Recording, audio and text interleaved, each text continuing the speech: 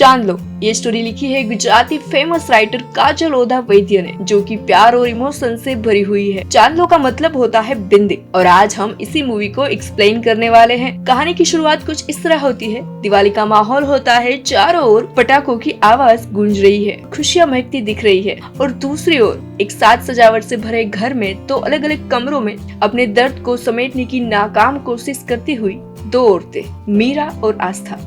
और तभी रूम से आवाज आती है, आस्था बेटा जल्दी करो, हमें लेट हो रहा है। दरअसल मीरा जो कि आस्था की माँ है और आस्था वैसे तो मीरा की बहू है, पर इन दोनों के बीच का प्यार देख के किसी को ये पता ही नहीं चलता कि ये दोनों माँ बेटी नहीं पर सास बहू है।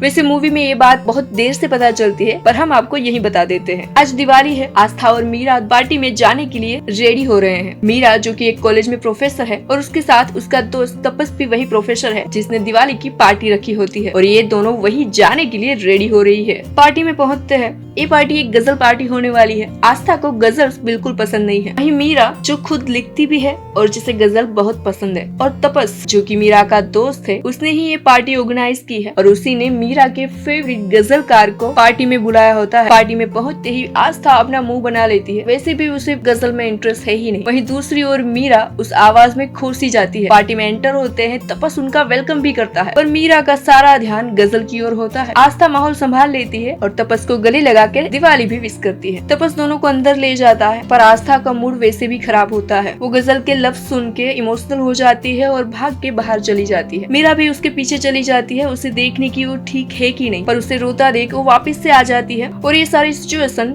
वो गजलकार यानी कि शरण मिश्रा देख रहा होता है, जिसे बिल्कुल ही अच्छा नहीं लगा कि जब वो गजल गा रहा होता है तब कोई उठ के चला जाए। उसे इंसल्ट सा फील होता है। गजल के बाद सब खाना एंजॉय कर रहे होते हैं, तभी मीरा तपस के पास आती है और वहाँ से घर जाने के लिए उसे बोलती है। तभी तपस उसे कैसे भी मना के शरण से मिलवाता है, क्योंकि मीरा उसकी बहुत बड़ी फैन है। तपस मीरा को शरण से मिलवाता है। शरण थोड़ा उखड़ा हुआ होता है, क्योंकि उसे याद था कि ये वही वो औरत है जो गजल के बीच में से उठ के चली गई थी। और वो मीरा को कुछ सुनाता भी है कि आजकल सिर्फ फोटो के लिए फैंस है, गजल में किसी को कोई इंटरेस्ट नहीं है। उस बात पे मीरा भी अपनी ओर से सुना देती है कि फैंस को सेल्फी की जरूरत नहीं होती, और वहाँ से निकल जाती है। मीरा कार में पहुँचती है, जहाँ आस्था अभी भी रो रही होती है और उसके हाथ में रखा हुआ फोन जिसकी डिस्प्ले पे आस्था और उत्सव की फोटो होती है।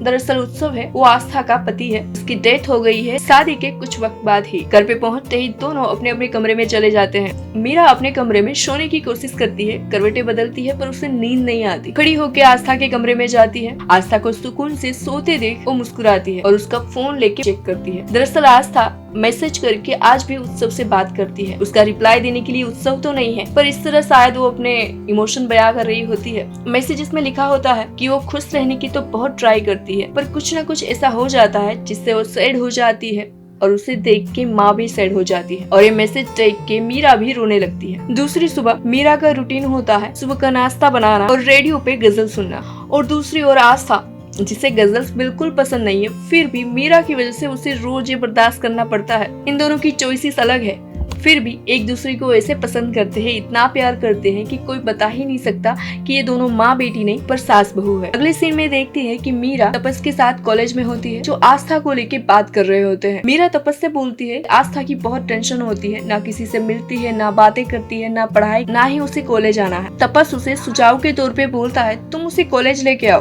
बाकी मैं सब देख लूंगा। मीरा पिज्जा के बहाने आस्था को कॉलेज आने के लिए मना लेती है। दूसरी सुबह मीरा और आस्था दोनों कॉलेज के लिए निकलती है। पार्किंग से निकलते ही रास्ते में ही ट्रक खड़ा होता है, जिसे देख के आस्था का पारा वापस से ऊपर चढ़ जाता है। दरअसल वो ट्रक शरण मिश्रा का होता है। तपस की पार्टी में जो गजलकार था वही उसके बंगलों में रिपेयरिंग का काम चलने की वजह से कुछ दिनों के लिए अपने फ्रेंड के फ्लैट में शिफ्ट हो रहा था। आस्था को शरण वैसे भी पसंद नहीं था, और जैसे मौका मिल गया वैसे वो शरण पे सवालों की बारिश शुरू कर देती है। ट्रक यहाँ क्यों है, कैसे है, आप यहाँ पे क्यों हो, सब। और ये देख के मीरा झट से कार से निकल के शरण से माफी मांगती है और आस्था को भी चुप कराती है। शरण ट्रक साइड में लगा देता है और दोनों माँ बेटी कॉलेज के लिए निकल जाती है। कॉलेज पहुँचते ही सबसे पहले दोनों तपस से मिलती है। मीरा आस्था को तपस के पास छोड़ के ही क्लास में निकल जाती है। आस्था तपस को बोलती है कि उसे कॉलेज आके उत्सव की याद आती है और इसीलिए उसे कॉलेज आना पसंद नहीं है। तपस उसे समझाता है कि अगर कोई इंसान चला जाता है तो उसके पीछे रोने से अच्छा उसकी यादों में जिया जाए, और आस्था से कॉलेज आने का प्रॉमिस ले लेता है। अगले सीन में हम देखते हैं कि मीरा कविता लिख रही होती है, जिसे देख के तपस बोलता है तुम इतना अच्छा लगती हो, फिर इसे पब्लिश क्यों नहीं करती। तभी मीरा लेक्चर का बहाना निकाल के वापस से वहाँ से निकल जाती है। आज का दिन खत्म हुआ और दोनों माँ बेटी कॉलेज से निकल के घर की ओर जा रही है। मीरा उसे आज के दिन के बारे में पूछती है, कैसा रहा आज दिन। दोनों जैसे बहुत वक्त बाद ऐसे मुस्कुरा रही। सोसाइटी में पहुँच के ही जैसे ही वो लिफ्ट की ओर जाते हैं, तभी साइड की सीढ़ियों पे शरण को देखते हैं, जो कि बताता है कि उसके फ्लैट की चाबी अंदर ही रह गई है और वो बाहर रह गया, और मीरा उसे अपने फ्लैट में आने के लिए इनवाइट करती है। आस्था और मीरा के साथ शरण भी मीरा के घर पहुंच जाते हैं। शरण मीरा का घर देखे इम्प्रेस हो जाता है और उसकी तारीफ भी करता है, पर आस्था जिसे शरण पहले से नहीं पसंद, वो वापस से शरण को बातों में उलझाए रखती है। वे मीरा उसे रोकते हुए बोलती है, बेटा मेरी मदद करो जरा। वे आस्था बोलती है, माँ मुझे बहुत काम है, और बहाना बना के अपने कमरे में चली जाती है। शरण आस्था का इस शरारती मिजाज देख के मुस्कुराता है और वहीं हॉल में रखी हुई कुछ किताबें देखता है, और अचानक से एक बुक उसके हाथ में लगती है, जिसे देख के वो थोड़ा चौंक जाता है और वो किताब रख के मीरा की ओर किचन में जाता है, अपनी गजल के कुछ सुर छेड़ते हुए। और तभी मीरा उसे ज्वाइन करते हुए आगे के लफ्ज बोलती है। शरण वापिस से बोलता है, आपको मेरी सारी गजल याद है। मीरा अपनी चुप्पी बनाए रखती है। तभी शरण बोलता है कि मेरे एल्बम में सबसे बेस्ट गजल है, वो किसी ने मुझे मेल करके भेजी है, और उसे ना ही क्रेडिट चाहिए ना ही कुछ और फिर भी आज तक मैं उसे मिल नहीं पाया हूँ। मैंने बहुत ट्राई किया उससे मिलने के लिए, पर वो मुझे आज तक नहीं मिली। ये सुन के मीरा पूछती है,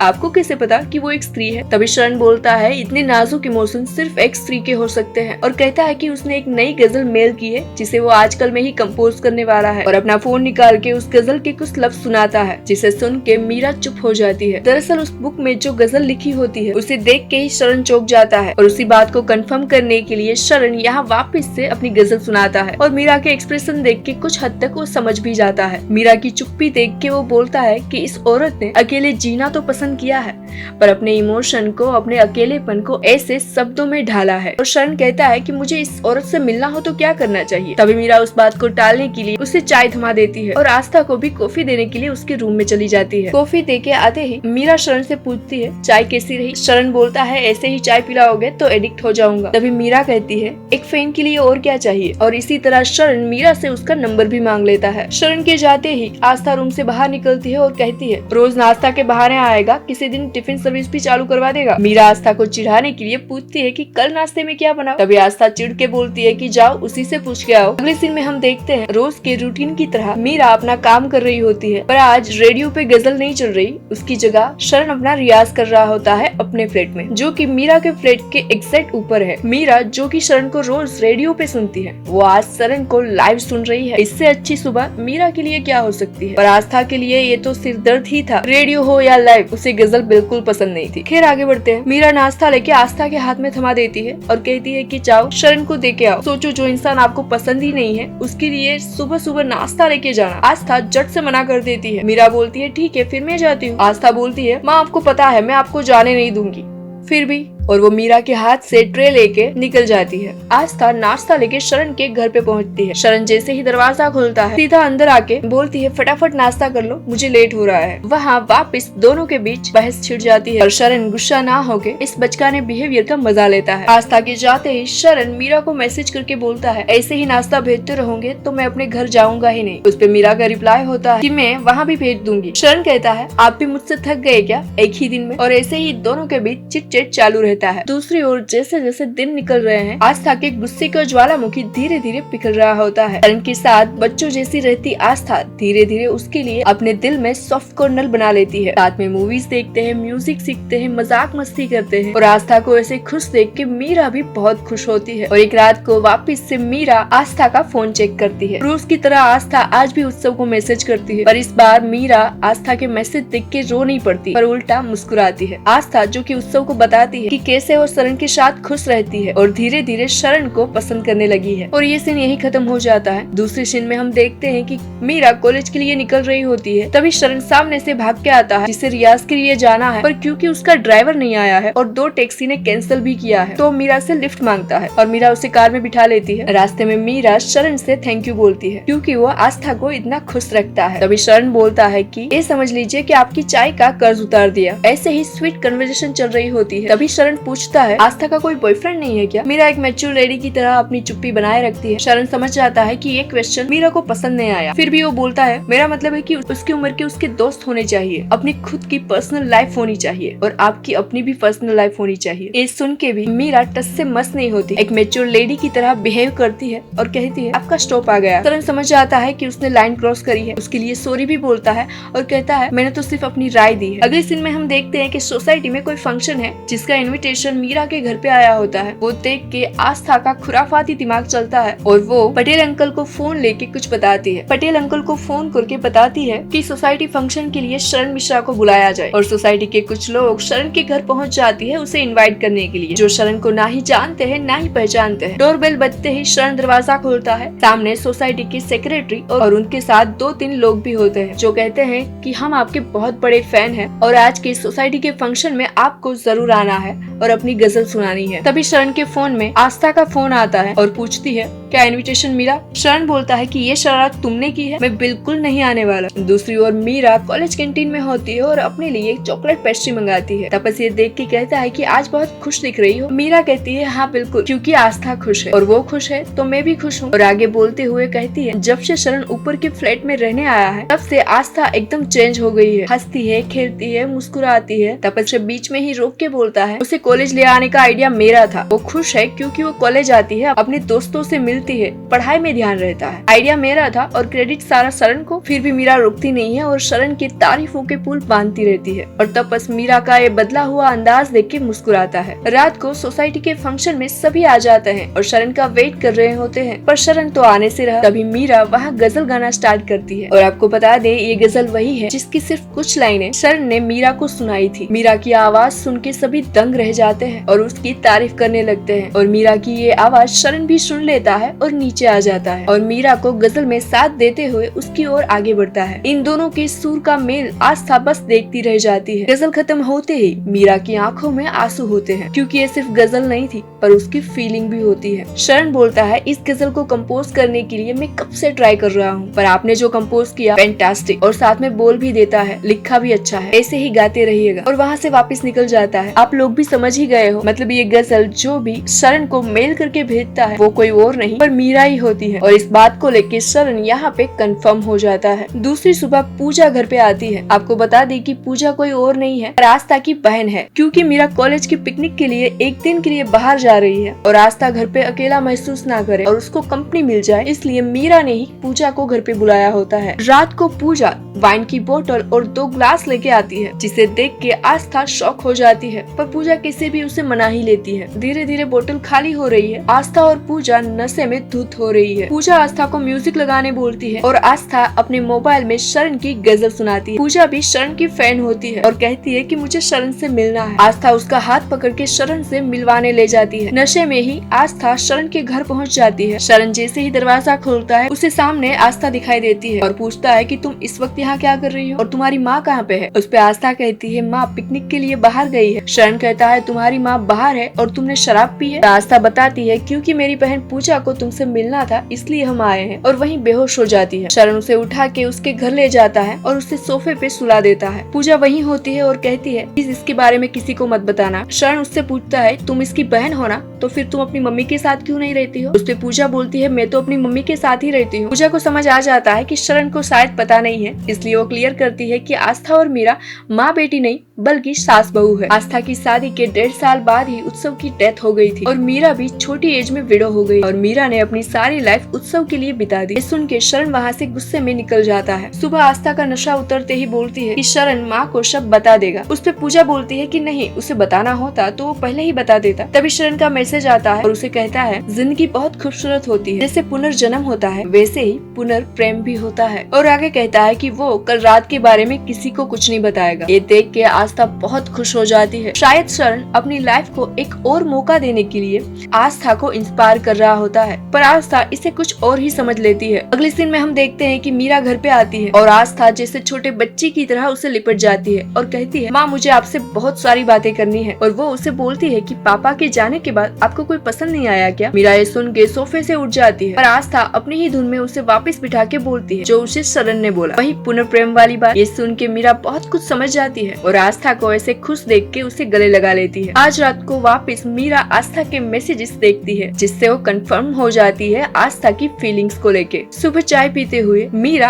आस्था से पूछती है क्या चल रहा है आजकल? आस्था शर्माते हुए कहती है कुछ भी तो नहीं। मीरा बोलती है शरण के घर पे आना जाना बढ़ नहीं गया? आस्था वापस शर्मा जाती है और मीरा कहती है मैं बात करती हूँ उससे। मीरा कॉलेज पहुँच के अपने क्लास में होती है, पर आस्था का उतावलापन है बार बार मीरा को कॉल कर रही होती है और पूछती रहती है क्या आपने शरण से बात की? मीरा जो कि आस्था की सास है न कि माँ, वो आस्था का ये उतावलापन खुशी देख के बहुत खुश होती है। वो जल्दी से शरण को कॉल करती है और बोलती है एक इम्पोर्टेंट बात करनी है, क्या हम मिल सकते हैं? और शरण को जैसे इसी पल का इंतजार था वैसे झट से हाँ बोल देता है और दोनों टेरेस कैफे पे मिलते हैं। मीरा एक मैच्योर लेडी की तरह कैफे पे शरण का इंतजार कर रही होती है। तभी शरण एक उतावलेपन के साथ आ जाता है और बोलता है सॉरी मुझे लेट हुआ, पर मैं खुश हूँ कि आपने मुझे कॉल तो किया। दोनों मसाला चाय ऑर्डर करते हैं। मीरा शरण से बोलती है जब से आप ऊपर के फ्लैट में रहने आए हो तब से आस्था बहुत खुश रहने लगी है, हंसती है, मुस्कुराती है, एंजॉय करती है, लाइफ को जीना सीख गई है और उसके लिए थैंक यू भी बोलती है। मैं पुराने ख्यालात की नहीं हूँ। और आगे कहती है मैं जानती हूँ कि हर इंसान को अपनी लाइफ जीने का हक है। कोई भी इंसान किसी भी उम्र में प्यार कर सकता है, अपना लाइफ पार्टनर चुन सकता है। कुंडलियाँ और ग्रहों में बिलीव नहीं करती हूँ। अगर दो लोग एक दूसरे से प्यार करते हैं तो उसे हक है साथ रहने का। इतना सुनते ही शरण जैसे एकदम रिलैक्स हो जाता है और कहता है कि आपने ये जो भी कुछ बोला ना, I am feeling so relieve, वरना मुझे तो लगा था कि पता नहीं आप क्या सोचोगे और ऊपर से आपका बिहेवियर भी इतना स्ट्रिक्ट जो है। दोनों इस बात पर हंसते मुस्कुराते हैं। तभी मीरा कहती है कि मुझे आपसे एक इम्पोर्टेंट बात करनी है। शरण जैसे इसी पल का इसी बात के लिए इंतजार कर रहा था। तभी मीरा सीधा बात करती है I think Aastha loves you और आप भी उसे पसंद करते हो और आप दोनों साथ में रहो तो मुझसे ज्यादा खुश और कोई नहीं होगा। ये सुन के शरण जैसे शॉक हो जाता है। शरण उसे बोलता है कि मैं उसे हंसाता हूँ, मजाक मस्ती करते हैं, she likes me not love me. प्यार तो वो है जो मैं आपसे करता हूँ। और ये बात मीरा के लिए शॉकिंग थी। मीरा गुस्सा हो जाती है और बोलती है कि आप ये क्या बोल रहे हो? उस पर शरण कहता है आस्था मेरे लिए बच्ची है, मैं तुम्हारे घर पे आस्था के लिए नहीं पर तुम्हारे लिए आता हूँ। मीरा ये सुन के वहाँ से जाने के लिए अपना बैग उठाती है और कहती है आपने मुझे समझ क्या रखा है, मैं ऐसी औरत नहीं हूँ। शरण उसे रोकता है और कहता है कि मैंने आपका बहुत इंतजार किया है, मैं तुम्हारे साथ बूढ़ा होना चाहता हूँ। मीरा ये सुन के बोलती है कि मैं तुमसे 10 साल बड़ी हूँ, शादी और प्यार की उम्र आस्था की है न कि मेरी। शरण फिर से अपनी बात रखते हुए कहता है आपका अकेलापन, आपकी स्ट्रेंथ, तुम्हारे शब्द, कविताएं, तुम्हारे सुख, तुम्हारे दुख, आपको बहुत चाहता हूँ। I love you Meera. Sharan कहता है अभी थोड़ी देर पहले जो कुछ भी आपने कहा, मैं पुराने ख्यालात की नहीं हूँ। कोई भी किसी भी उम्र में प्यार कर सकता है, वो सिर्फ आस्था के लिए था, तुम्हारे लिए नहीं। मीरा अभी भी मैच्योर बिहेव करती है और कहती है आस्था यंग है, ब्यूटीफुल है, वो सब कुछ दे सकती है जो तुम्हें चाहिए होगा। तभी शरण कहता है कविता दे पाएगी, जो कनेक्शन, जो समझ मेरे और आपके बीच में है। तभी मीरा बोलती है तुम्हें ये सब रोमांटिक लग रहा है, आपको मेरी जिम्मेदारियों का जरा भी ख्याल नहीं है। तभी शरण बात को बिना घुमाए सीधा बोल देता है क्या मुझसे शादी करोगे आप? मीरा जो कि अब तक मैच्योर बिहेव करते दिखती है, जो कि अंदर से पूरी तरह बिखर चुकी है, अपनी फीलिंग्स को छुपाते हुए वहाँ से उठ के चली जाती है। शरण वहीं खड़ा रह जाता है। मीरा अपनी कार में घर की ओर जाते हुए और कार में अपनी फीलिंग्स को रोक नहीं पाती और आंसू के जरिए वो जाहिर हो जाते हैं। इतने सालों से जो फीलिंग खुद से भी छुपाए रखे वही आज सामने है, जिसे वो बर्दाश्त नहीं कर पा रही है। जाहिर सी बात है उसके लिए आस्था ज्यादा इम्पोर्टेंट है। घर पे आस्था मीरा का ही वेट कर रही होती है।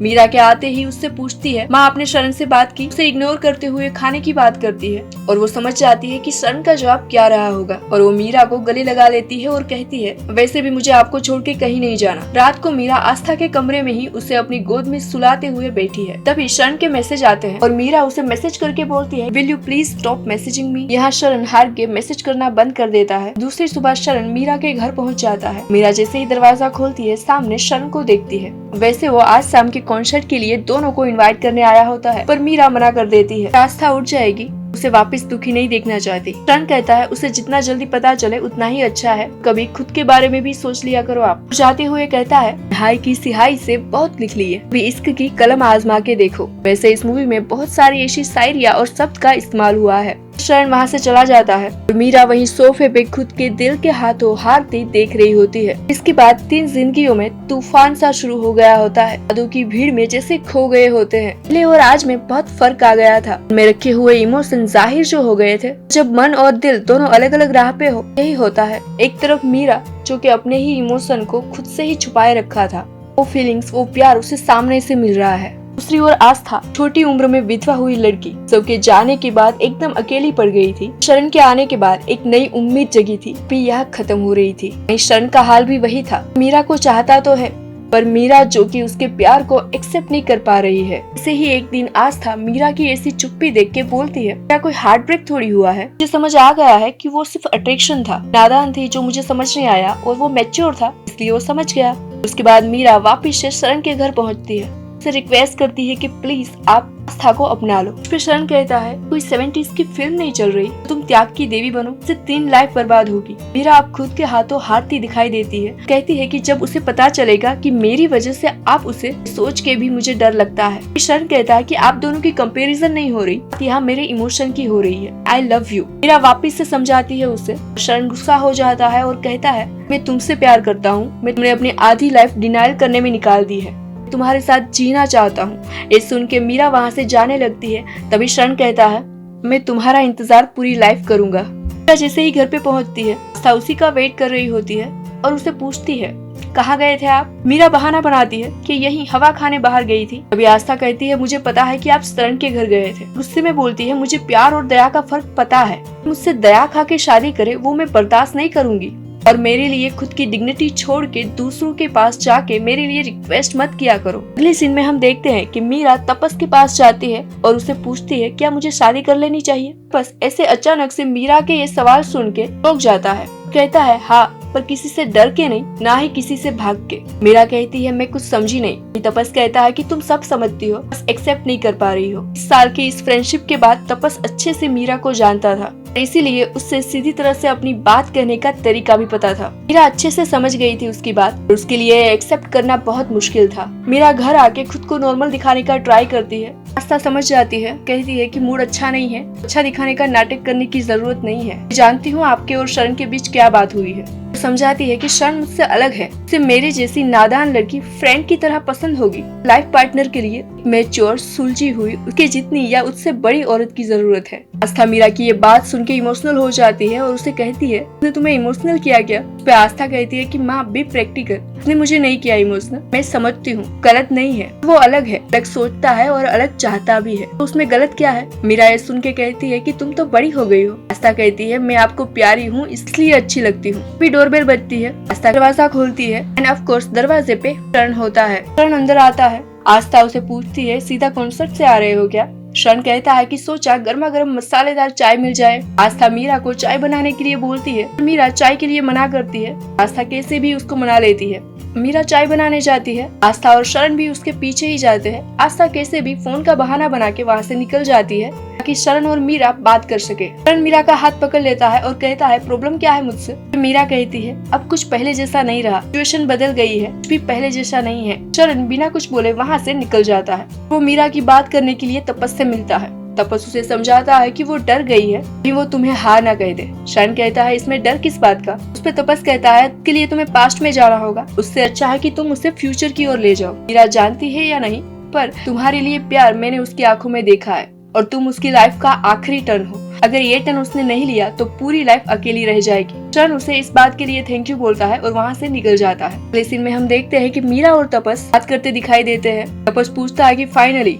शरण ने प्रपोज कर दिया तुम्हें, और हर बार की तरह तुम वहाँ से भाग गई, राइट? मीरा आज भी अपने इमोशन को संभालते कहती है, इस एज में मुझे मेरा नहीं आस्था का सोचना चाहिए। तपस कहता है, तुम पागल हो, तुम शरण को तब से चाहती हो जब तुम उसे मिली भी नहीं थी। मीरा कहती है, मुझे शरण की गजल पसंद है, शरण नहीं। फिर तपस कहता है, वो गजल भी तुम ही ने भेजी है ना? मैं कभी सोचा वो गजल तुमने शरण को ही क्यों भेजी? ऊपर के फ्लैट में जब से रहने आया है तब से तुम्हारा मूड चेंज कैसे हो गया? इतनी खुश कैसे रहने लगी? ऐसे तो तुम किसी को अपने घर में नहीं आने देती, फिर शरण के साथ इतना घरेलू बिहेवियर क्यों? मानो या ना मानो, तुम उसे चाहती हो। मीरा कहती है, वो मुझसे 10 साल छोटा है। बस कहता है, एज किसी भी रिलेशन का आधार नहीं बन सकता। मीरा वहाँ से निकल जाती है। दूसरी सुबह आस्था मीरा से पहले उठ जाती है, चाय बनाती है और पेपर लेके मीरा के पास जाती है। मीरा से कहती है, आपकी शादी के लिए मैंने पेपर में ऐड दी है और उसने कुछ लड़के भी शॉर्ट किए हैं, उससे वो आज मिलने वाली है। हर बार की तरह आस्था के इस बिहेवियर को बच्चे की तरह ही ट्रीट करती है और कहती है, मुझे इन सब के लिए टाइम नहीं है, और वो कॉलेज के लिए निकल जाती है।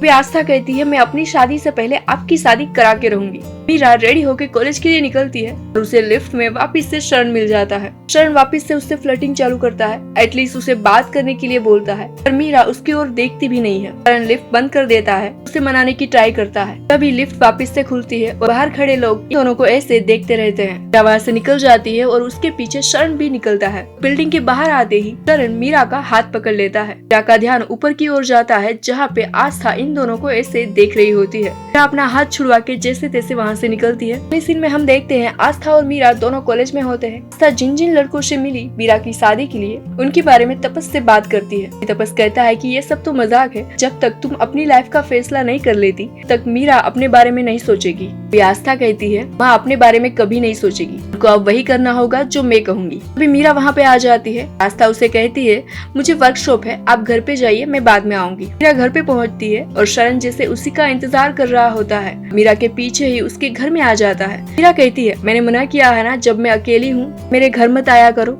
शरण कहता है क्यों, डर लगता है खुद से। दोनों के बीच वापस से बहस चलती है। शरण कहता है मुझे अट्रैक्शन और प्यार का फर्क पता है, इतनी दुनिया देखी है मैंने। उस पे मीरा बोलती है मेरे बाल सफेद है, मेरे फेस पे झुर्रियां है और 2 साल बाद आपका ये अट्रैक्शन खत्म हो जाएगा, तब मैं आपको बोझ लगने लगूंगी। मैं बोझ नहीं बनना चाहती। शरण हंसते हुए कहता है तुमने मुझे समझा ही नहीं, मुझे तुम्हारे सफेद बाल या झुर्रियों से कोई मतलब नहीं है, तुम्हारे शब्दों से मतलब है। जब तक तुम ऐसा लिखती रहोगी मैं तुमसे प्यार करता रहूंगा, आज इससे ज्यादा करूंगा। शब्दों की कोई उम्र नहीं होती है। मीरा इस बात पे यकीन नहीं करती। शरण मीरा की ओर बढ़ता है और कहता है मेरी आंखों में देख के बोलो मुझसे प्यार नहीं करती। मीरा मना करती रहती है और शरण बार बार वही सवाल दोहराता है। मीरा जुबान से तो मना कर रही होती है, उसकी आंखें उसका जवाब दे रही होती है। आस्था वहाँ आ जाती है। ये सिचुएशन ऑकवर्ड हो जाती है। फिर शरण बोलता है अच्छा हुआ तुम आ गई, मुझे तुमसे कुछ कहना है। मीरा से प्यार करता हूँ आस्था पूछती है और मुझसे। शरण कहता है मैं तुमसे भी प्यार करता हूँ, तुम इतनी प्यारी हो, तुमसे कोई भी प्यार करेगा। फर्क सिर्फ इतना है कि उसे प्यार करता हूँ और मीरा के प्यार में हूँ, उसके साथ जीना चाहता हूँ। आस्था कहती है मैं जानती हूँ और मीरा की ओर जाते हुए कहती है